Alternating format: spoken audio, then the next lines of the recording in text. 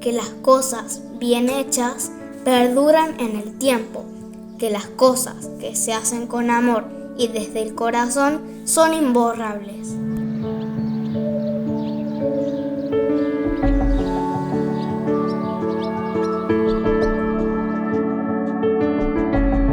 Dicen que los inviernos y los veranos que transcurren en nuestra infancia nos grabarán por siempre los aromas, las voces y los recuerdos que un día extrañaremos.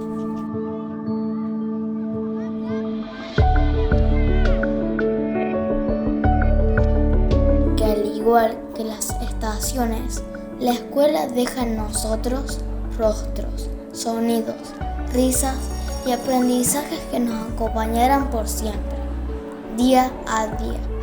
Desde el regar una planta, tirar la basura en el cesto, abrazar a nuestros padres, hasta levantar nuestra bandera en respeto a los demás, defender un ideal, hablan de que nos formamos en valores desde la primera mochila, desde las primeras oraciones en cursiva, desde la paciencia de la señora que tuvo que explicar de 1000 formas diferentes para que no dejáramos nunca de aprender.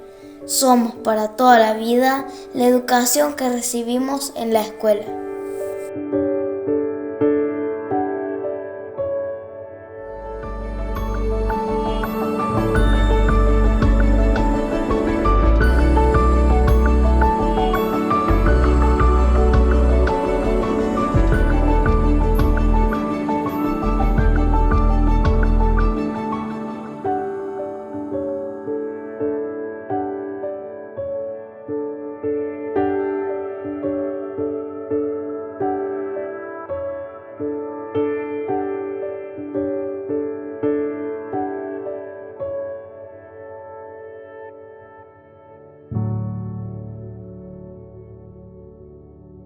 La escuela pública en Villa Santa Rosa llega en un momento dado en el cual no existía otro tipo de formación aquí en nuestra localidad. El Instituto del Santísimo Rosario recién llegaría en 1895, mientras que el Instituto de Salvador en 1912.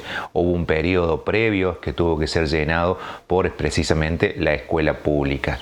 En unas épocas en las cuales el analfabetismo era algo sumamente común y de hecho era la regla más que la norma. Podemos mencionar incluso al padre de José Gabriel de Rosario Brochero, don Vicente Ignacio, que hacía firmar a otra persona porque él declaraba no saber leer y escribir. Entonces allí tenemos un punto referencial sumamente importante. Si esta persona que llegó a amasar una considerable fortuna dentro de nuestra localidad allá por el siglo XIX no sabía leer y escribir, ¿qué podría quedar para otro grupo de personas? Allí es donde la enseñanza dentro de nuestra localidad y en particular lo que hoy es la escuela fiscal ha cumplido un rol sumamente importante. La enseñanza de leer y escribir primero y las operaciones aritmáticas básicas han sido lo que más ha impulsado el desarrollo de la educación dentro de nuestra localidad y es allí donde la actual escuela fiscal ha cumplido un rol de suma importancia.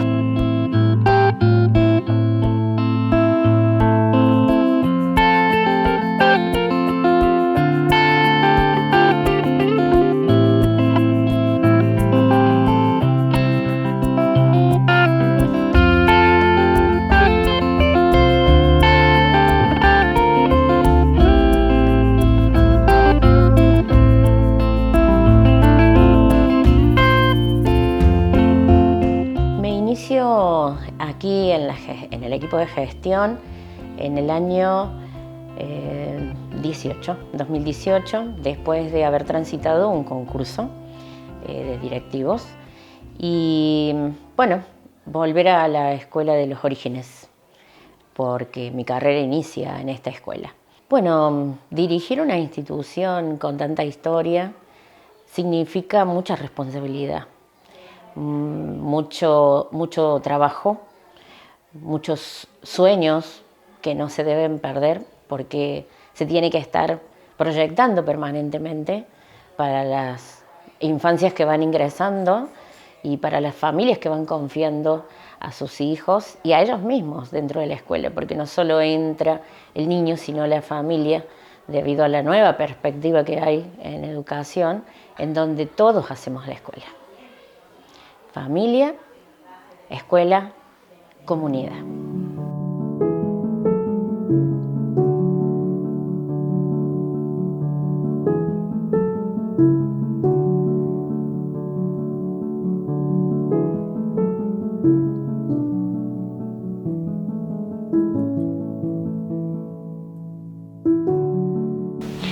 La escuela fiscal tiene antecedentes muy antiguos.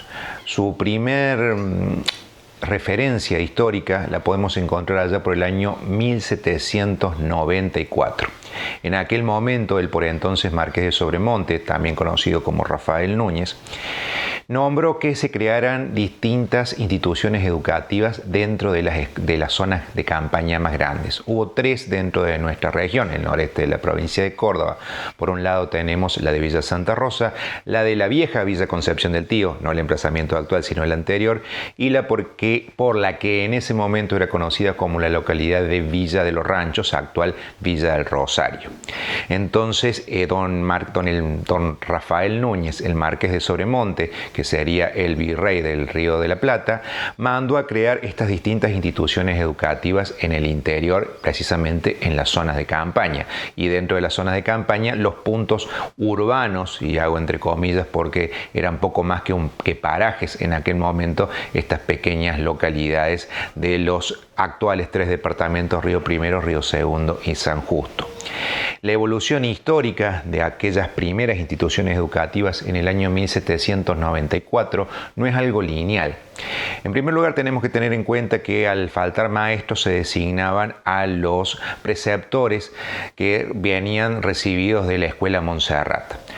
Lo que en aquel momento era la ciudad de Córdoba, que no la imaginemos como está Córdoba actualmente, sino que tenemos que imaginarla mucho más pequeña y mucho menos circulante de gente, con menor circulante de gente, era una urbe bastante importante para aquel momento, y que los docentes abandonaran esas secciones para venirse a unas zonas de campaña tan aisladas como era Santa Rosa en aquel momento era un desafío. A esta falta de maestros, que no eran permanentes, hay que sumarle la falta de escolaridad.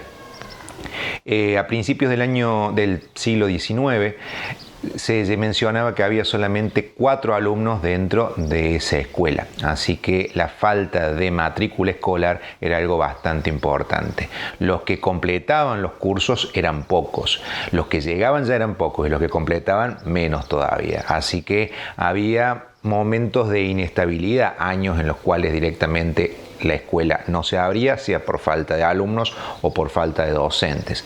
Esto medianamente se estableció allá por el año 1812, se estabilizó, allá por el año 1812, cuando se designa a un capitán para que sea el docente aquí en nuestra localidad, un militar.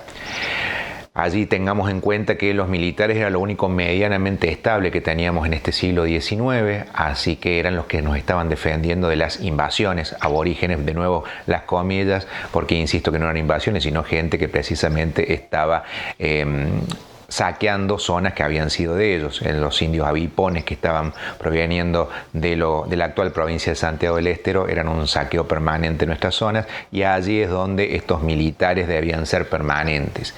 Y fíjense que este militar también tenía a su cargo la escuela.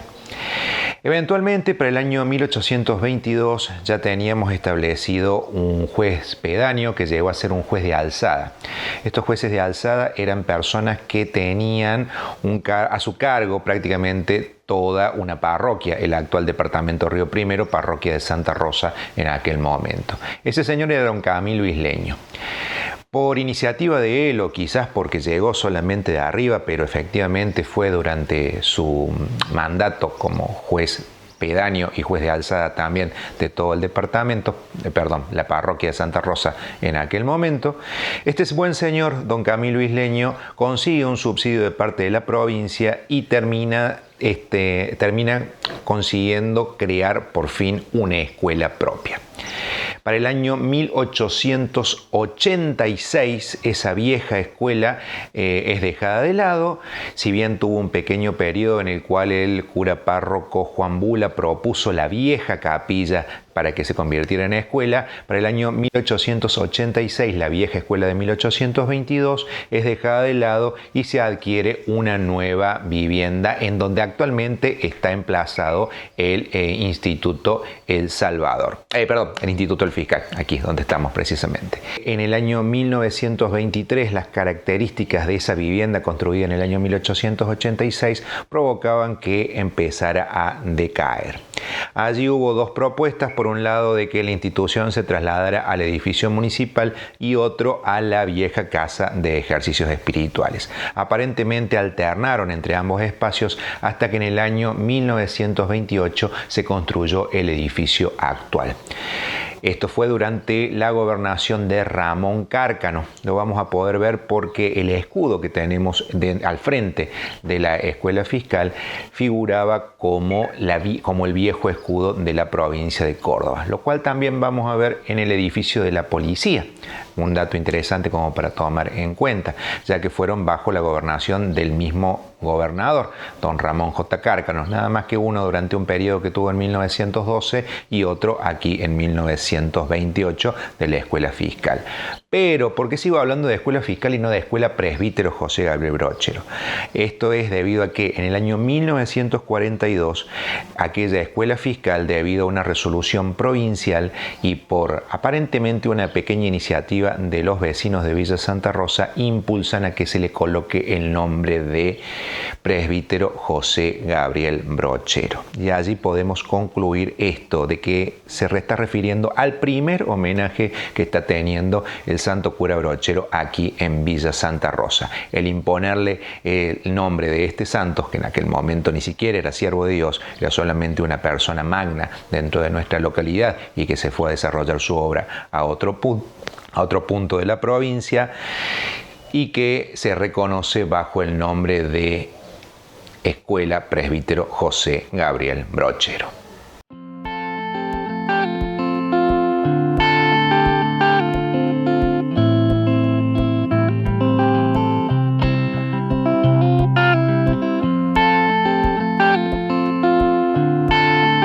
Si uno piensa en valores, los valores son tantos, pero que los básicos para vivir en sociedad y que se transmiten, o por lo menos se manifiestan como necesarios, es el respeto, la responsabilidad, por ahí también el sentido de pertenencia, porque tratamos de que se sientan cómodos como en su casa, tanto los niños como los padres, siendo escuchados, incluso aconsejados, porque bueno, nos aconsejamos mutuamente, aprendemos mucho de los niños.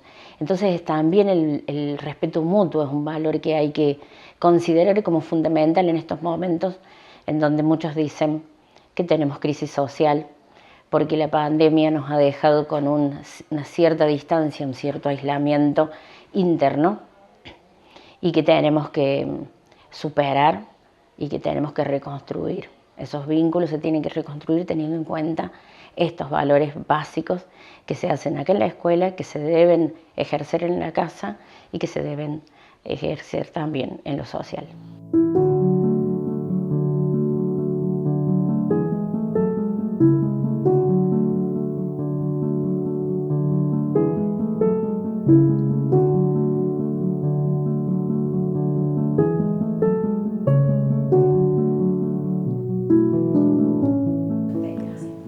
Años trabajé en esta escuela. La experiencia, bueno, fue los primeros años difícil, como empezar en una casa muy grande, que era esto, muy grande, muchos alumnos, costaba muchísimo, éramos muy poco personal, trabajamos mucho, pero yo amaba este lugar, venía con mucho entusiasmo, con ganas de aprender, porque a mí me tocó, cuando yo llego a esta escuela, éramos dos porteras, que estaba Cuquita Banuti y yo. Entonces hacía falta también que un poco te explicara. Yo a las chicas que fueron entrando, yo les iba explicando más o menos cómo era el tema, porque no era fácil tener ponerle 6 aulas. Chicos salían a 2:30, a la 1:30 vos tenías que tener todo limpio para que entrar. Así que no era fácil, pero se hacía con mucha voluntad, sacrificio se hacía. Vos entrabas acá y tenías el aroma de, bueno, como ser del artículo de limpieza de uno, las cosas de los niños, qué sé yo, era vida, entraban los niños y empezaba el bullicio. Yo venía muy temprano, cuando trabajaba a la mañana, y bueno, ya empezaban a entrar y era eso que te levanta, muy lindo, o sea. Bueno, una de las historias que me quedó muy marcada es un niño que se había colocado un vidrio nuevo que estaba roto, ellos pasaban por ahí y este niño pasó creyendo que no estaba el vidrio y se pasó para el otro lado, y mi desesperación es saber cómo estaba este niño. Yo corría por detrás para verlo en qué estado estaba y bueno, solo un rasguñancito tenía y bueno.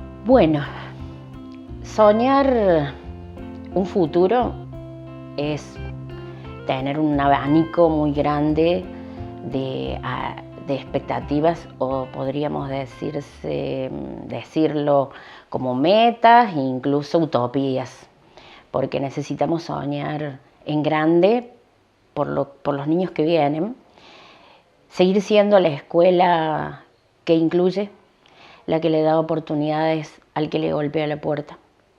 La familia que viene y dice, puedo traer a mi hijo, siempre va a haber un sí. Debe haber un sí, brindándonos a dar soluciones a lo que la sociedad también demanda. Ser formadores permanentes de niños que puedan integrarse y aceptar esa diversidad en lo social.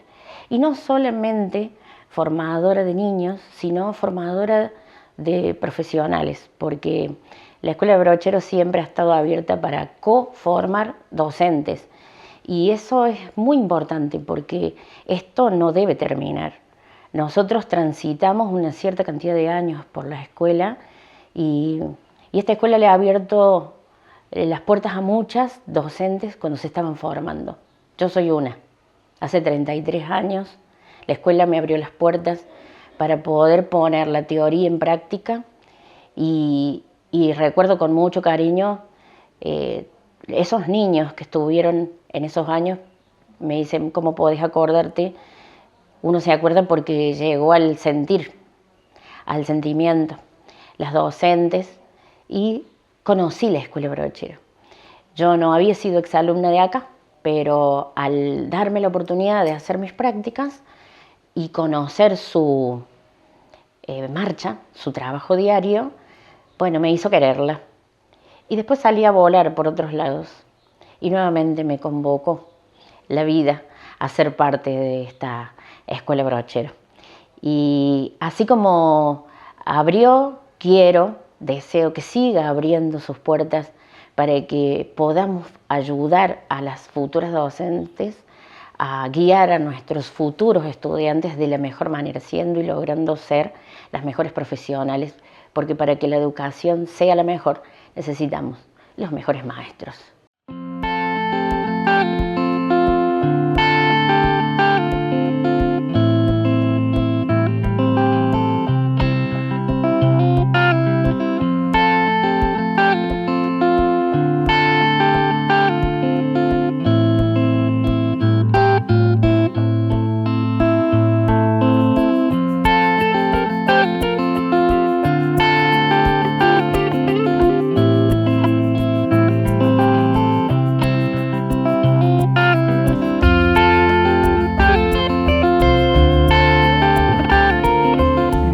acá me llevé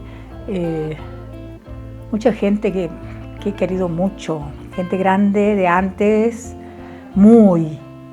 que era director en esa época, de Caraza, Yolita Borda, Nélida Ludueña, y así Esther Ludueña y Nervina Ludueña, que han sido personas que estaban en la dirección y me apoyaron muchísimo, porque yo al comienzo yo no quería seguir trabajando acá, porque yo trabajaba en otro lado, yo acá 3 meses no cobraba. Entonces ella me sostenía, me decía, yo te presto plata. Persona, pero maravillosa. Y como docente no te puedo decir la cantidad. Qué sé yo he querido mucho esto. Tengo los mejores recuerdos. Yo me encuentro con alguna persona, o sea docente, o sea alumno, con el cariño de siempre. Para mí, haber sido parte de esta comunidad ha sido algo maravilloso. Me llevé muchas cosas hermosas.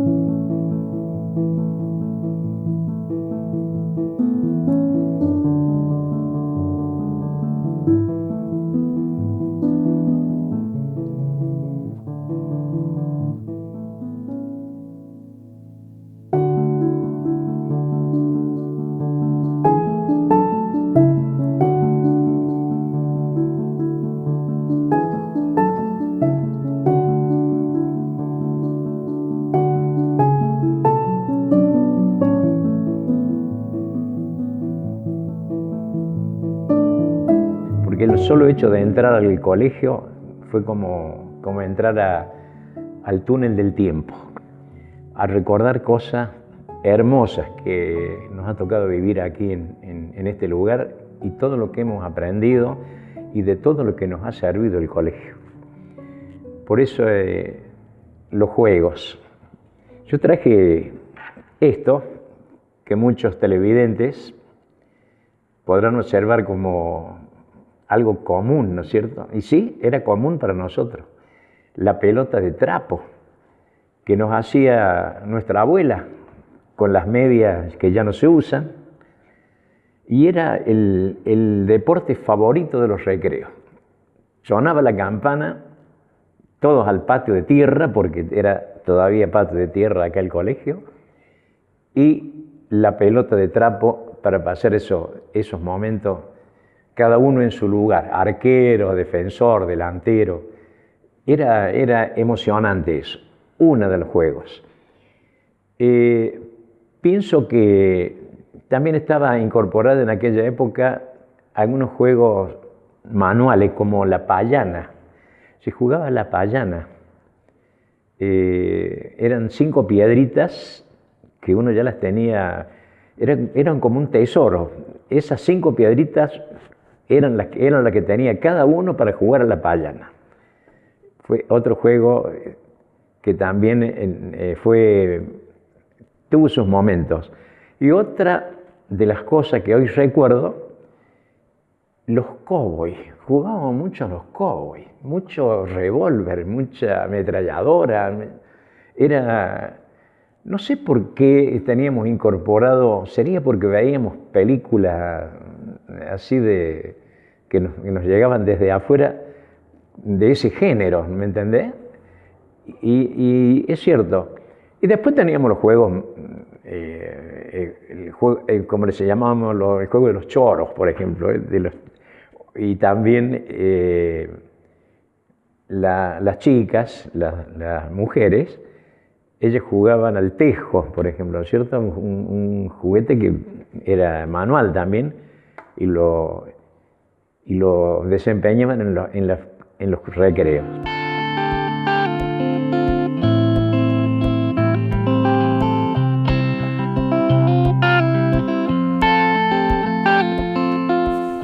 Dicen que las cosas bien hechas perduran en el tiempo.